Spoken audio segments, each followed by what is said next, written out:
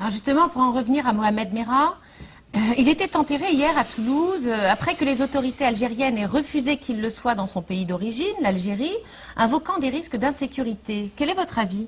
Oui, personne ne voulait prendre la chose entre les mains, si j'ose dire, hein, compte tenu de son caractère criminel. En tous les cas, les Algériens nous ont fait savoir qu'on pouvait garder nos racailles, qui ne tenaient pas du tout à les reprendre. Ils sont d'accord pour nous les envoyer, mais pas du tout pour nous les reprendre.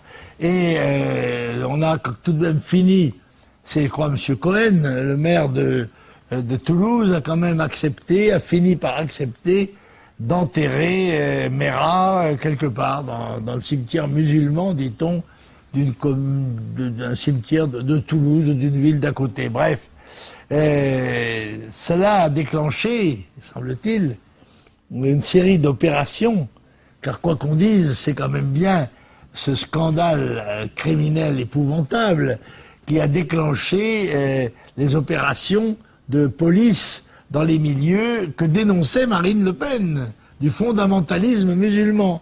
Comme c'est curieux, quand c'est Marine qui le dit, c'est excessif. Et quand ça se révèle être la réalité, c'est le président de la République qui monte au filet pour essayer de manger les marrons tirés du feu par Marine. Voilà.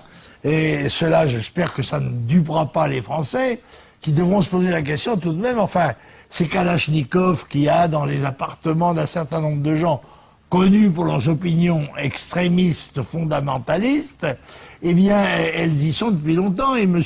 Sarkozy est responsable du ministère de l'Intérieur et de la Sécurité nationale depuis 10 ans.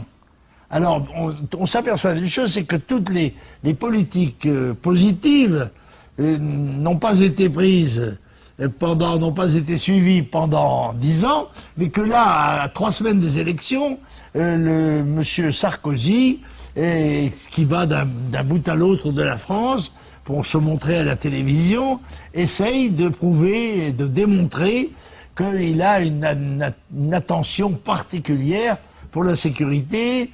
Eh bien, nous allons parler de sécurité et d'immigration, je pense, pendant le temps qui nous reste, c'est-à-dire pendant 3 semaines, et montrer que dans ce domaine-là, comme dans tant d'autres, le gouvernement a été et peut-être accusé de carence.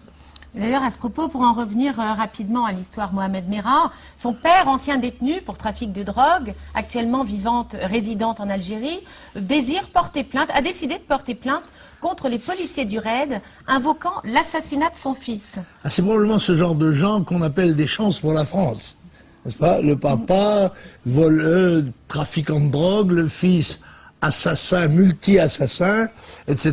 Bon, bref, je crois que les faits démontrent la justesse des analyses et des avertissements que nous ne cessons de donner in deserto.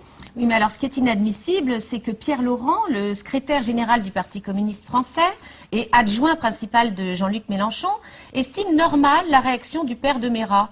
Mélenchon, lui, de son côté, avait déjà critiqué la présence de candidats à la présidentielle française lors des obsèques de nos soldats exécutés par le jeune Algérien. Oui, cela ne doit pas nous étonner de la part du Parti communiste, dont M. Mélenchon est le cache-sexe. Il est bien évident que les communistes ont toujours été les alliés des ennemis de la France, et par conséquent, quand il y en a un, il est bien évident qu'ils bénéficient de leur part de toutes les indulgences et de toutes les sympathies.